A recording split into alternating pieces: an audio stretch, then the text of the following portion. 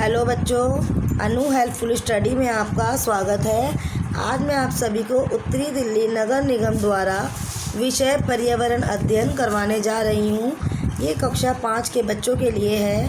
यहाँ छात्र या छात्रा का नाम आएगा और यहाँ पर आपकी डेट आ जाएगी।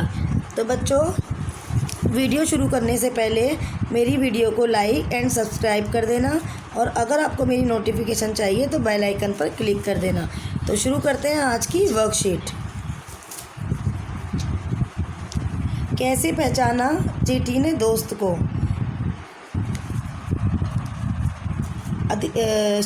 शिक्षकों से अपेक्षा की जाती है कि वे छात्रों अभिभावकों को वीडियो को ध्यान से देखने तथा दिए गए प्रश्नों को हल करने के लिए प्रोत्साहित करेंगे। विद्यार्थियों के लिए दिशा निर्देश।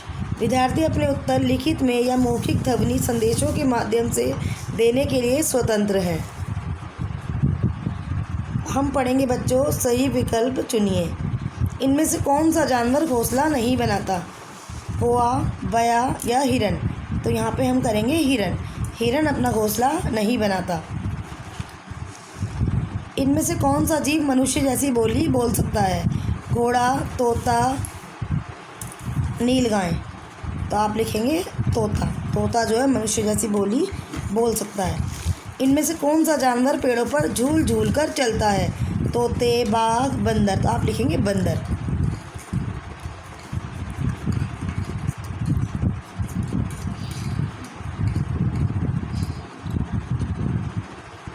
अब आगे चलते हैं बच्चों।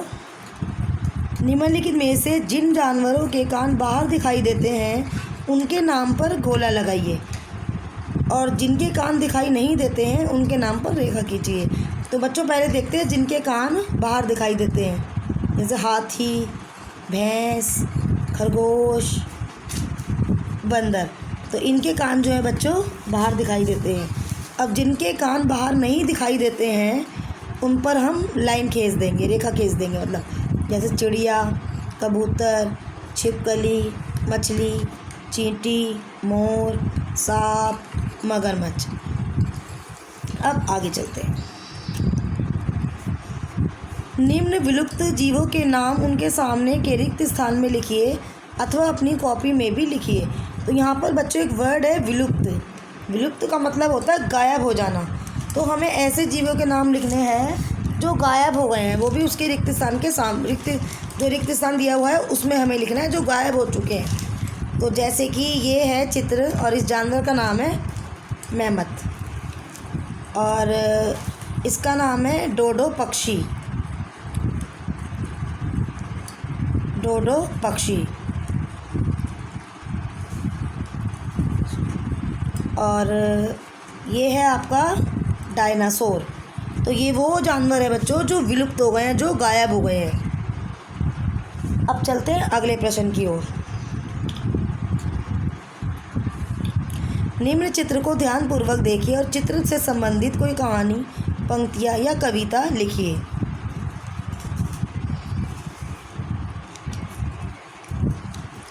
तो ये देखिए, अब हम कोई जो हमने अभी चित्र देखा है क्वेश्चन नंबर 4, तो ये उसका आंसर है बच्चों। हम इसमें कुछ भी लिख सकते हैं, चाहे आपको पंक्तियाँ आती है आप पंक्तियाँ लिखिए, आपको कविता आती है आप कविता लिखिए और आपको अगर कहानी आती है तो आप कहानी लिखिए। तो मैं आपको ये बता देती हूँ।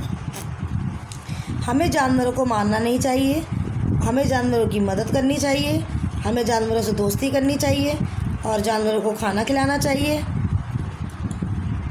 और हम सबको जानवरों को अपना दोस्त बनाना चाहिए, क्योंकि जानवर भी प्यार का भूखा होता है। जैसे हमें प्यार की ज़रूरत है, ऐसे जानवरों की भी प्यार से देखभाल करनी चाहिए।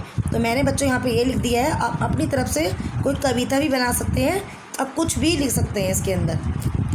अब चलते हैं क्वेश्चन नंबर 5। तो ये देखिए बच्चों, यहाँ पे दिया हुआ है लोग जानवरों को क्यों मारते हैं, कोई 3 कारण लिखिए। तो ये देखो बच्चों, ये देखो क्यों मारते हैं लोग जानवरों को। जानवरों की खाल से जूते, बेल्ट, बैग आदि चीज़ें बनती हैं। एक कारण ये है क्योंकि उनकी खाल से जूते बन जाते हैं, बेल्ट बन जाती है, बैग बन जाता है और भी कई चीज़ें बनती हैं। दूसरा है जानवरों से मेकअप का सामान बनता है। और नंबर 3 है कुछ लोग जानवरों की खाल को बेच देते हैं। यहाँ पे मैंने गोला लगा दिया है ताकि उन्हें पैसे मिल सके। तो जानवर की जो खाल है, लोग जानवरों को इसलिए मारते हैं ताकि उनसे जूते, बेल्ट, बैग आदि बनाए जा सके, मेकअप का सामान बनता है। और कुछ लोग उनकी खाल बेच देते हैं और उससे उन्हें पैसे मिल जाते हैं खाल बेचने से। तो इसीलिए लोग जानवरों को मारते हैं। तो अब चलते हैं अगले प्रश्न की ओर। अब ये आ गया बच्चों आपका जीवन कौशल। तो थोड़ा बड़ा कर लेते हैं ऐसे। जीवन कौशल, प्लास्टिक को ना कहें। किसी भी रूप में प्लास्टिक हमारे और हमारे पर्यावरण के लिए हानिकारक है। मतलब प्लास्टिक का चाहे ये रूप हो चाहे वो रूप हो, हर हाल में प्लास्टिक जो है वो हमारे और हमारे पर्यावरण के लिए नुकसानदायक है, यानी कि हानिकारक है। हमें अपने पर्यावरण की बेहतरी के लिए एकल उपयोग यानी कि सिंगल यूज़, एकल उपयोग प्लास्टिक का उपयोग बंद कर देना चाहिए। अगर हम अपने पर्यावरण की बेहतरी चाहते हैं तो हमें प्लास्टिक का उपयोग भविष्य में और अभी भी और भविष्य में भी बंद कर देना चाहिए। पर्यावरण के अनुकूल ऐसे कई विकल्प हैं जिनका उपयोग हम प्लास्टिक के स्थान पर कर सकते हैं। मतलब कि ऐसे और भी विकल्प हैं हमारे पास कि हम प्लास्टिक यूज़ ना करें, उसके स्थान पर हम कोई और चीज़ भी यूज़ कर सकते हैं। जैसे उदाहरण के लिए प्लास्टिक की थैली होती है मान लीजिए, तो वो थैली हम नहीं लेते हैं और उसके स्थान पर हम यहाँ कपड़े की थैली का उपयोग कर सकते हैं। तो इस तरह से हम प्लास्टिक की जगह कुछ और भी यूज़ कर सकते हैं। एक एग्जांपल मैंने आपको दे दिया है।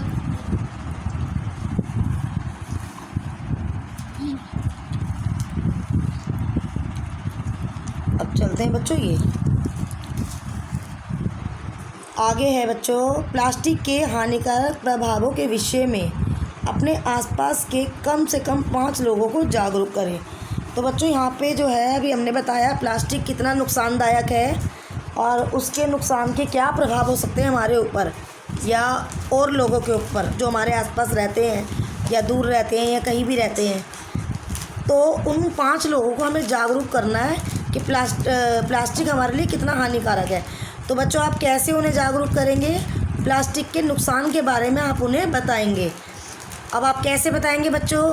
महामारी चल रही है इस टाइम, कोरोना काल है ये, तो आप उनके पास जाके नहीं बताएंगे, आप उन्हें फ़ोन पर बताएंगे। जैसे आपके रिश्तेदार हैं, आप उन्हें फ़ोन करके बता सकते हो। आपके दोस्त हैं, आप उन्हें फ़ोन कर सकते हो। आपके छोटे हैं, आपसे बड़े हैं, आप सभी को मतलब कि बोलकर बता सकते हो, बजाय उनके पास जाने के आप फ़ोन पर भी बता सकते हो। अब चलते हैं अगले क्वेश्चन की ओर। पुराने अखबारों या पत्रिकाओं का उपयोग करके कागज़ का थैला बनाएं। अब बच्चों सभी के घर में अखबार आते हैं, किताबें होती हैं, मैगज़ीन होती हैं, तो ऐसे यूं ही पड़ी रहती हैं वो, क्योंकि एक बार हम पढ़ते हैं अगले दिन वो पुरानी हो जाती है, तो उसका वो एक तरह से वो हमारे लिए बेकार ही हो जाते हैं, तो कागज़ बन जाते हैं वो। तो उसका उपयोग करके हम एक कागज़ का थैला बना सकते हैं। तो इसमें यही लिखा है पुराने अखबार या पत्रिकाओं का उपयोग करके मतलब यूज़ करके एक कागज़ का हमें थैला बनाना है। तो बच्चों ये आपको खुद करना है, ये एक्टिविटीज़ है, ये आप खुद बनाएंगे। जैसा भी बनाएंगे, अच्छा, बहुत अच्छा, सुंदर, प्यारा, कैसे भी करके आप बनाएंगे इसको, जो सबसे अच्छा लगना चाहिए। अब अगला, बेकार प्लास्टिक के पुनः उपयोग। पुनः का मतलब क्या होता है बच्चों? दोबारा। बेकार प्लास्टिक के पुनः उपयोग के किसी एक तरीके का सुझाव दें। उदाहरण है बेकार प्लास्टिक की बोतलों से गमला बनाना। अब बच्चों एक उदाहरण तो इन्होंने दे दिया है। अब प्लास्टिक जो मान लो बच्चों हमारे घर में प्लास्टिक है और वो बेकार पड़ा है, तो हम उसका दोबारा उपयोग करके एक तरीके का एक तो सुझाव देना है कि हम कैसे उसका उपयोग कर सकते हैं। जैसे इन्होंने बता दिया है बेकार प्लास्टिक की बोतलों से गमला बना देंगे हम। मान लीजिए आपके घर में पानी की बड़ी बोतल है 2 लीटर वाली, अब वो प्लास्टिक है, वो पुरानी हो गई है, लेकिन आपको फेंकनी है, पर आप फेंकोगे नहीं उसे। आप क्या करोगे, उसको हाफ़ काट लोगे और उसके अंदर आप गमला बना सकते हो। एक तरीका तो ये है जो इन्होंने दिया है। दूसरा तरीका है आप उससे एक पेन स्टैंड भी बना सकते हैं। उसको सजाकर कलरफुल कागज़ से अच्छे से सजाकर पेस्ट करके शीशे लगाकर या कोई भी डिज़ाइन बनाकर उस पर कलरफुल कागज़ पे आप कोई भी डिज़ाइन फ्लावर बना सकते हैं। उसको कवर करके सुंदर सा बनाकर आप एक पेन स्टैंड भी बना सकते हैं। इसी तरह बच्चों मैंने आपको एक एग्जाम्पल ये रहा और दूसरा उदाहरण मैंने आपको ऐसे ही बता दिया पेन स्टैंड का। ऐसे आप कई उदाहरण हैं तो इन्होंने बोला है एक तरीके का सुझाव दे, एक इन्होंने दिया है, एक आप देखो। तो आप कुछ भी बना सकते हो उसमें से कोई भी एक तरीका। आप बोतल गमले वाला भी कर सकते हो और आप पेन स्टैंड वाला भी कर सकते हो, या आपको कोई और आता है तो आप वो भी कर सकते हो। ठीक है बच्चों, ये आपको खुद ही करना है अपने हिसाब से, अपनी नॉलेज से। मैंने आपको समझा दिया है, ये एक्टिविटीज़ है।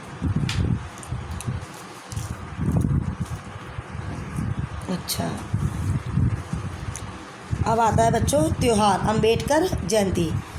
डॉक्टर भीमराव रामजी अंबेडकर के जन्मदिवस के उपलक्ष्य में 14 अप्रैल को भारत में हर साल अंबेडकर जयंती मनाई जाती है। तो बच्चों डॉक्टर भीमराव रामजी अंबेडकर कौन है ये, ठीक है। तो इनके जन्मदिन जो है वो 14 अप्रैल को आता है, और उस दिन यानी कि इनकी जन्मदिन वाले दिन 14 अप्रैल को भारत में हर साल हम अंबेडकर जयंती मनाते हैं इनके उपलक्ष्य में। उन्हें भारतीय संविधान के पिता के रूप में जाना जाता है, मतलब इनको जो है भारतीय संविधान का पिता कहते हैं, जिसे हम आज जानते हैं। उन्होंने अपना पूरा जीवन समाज के वंचित वर्ग के उत्थान के लिए समर्पित कर दिया। मतलब उन्होंने जो वंचित वर्ग था, जिसको हम पहले पूछते भी नहीं थे, मतलब कि उन लोगों के लिए उन्होंने अपना जीवन समर्पित कर दिया। तो बच्चों आज की वीडियो हमारी ख़त्म हुई, मैंने आपको समझा दिया है। आप अच्छे से अपनी वर्कशीट करना, और खूब अच्छा पेन स्टैंड या गमला बनाना, प्लास्टिक वाला भी मैंने आपको समझा दिया है। तो आप अच्छे से स्टडी करना अपनी वर्कशीट। थैंक यू बच्चों।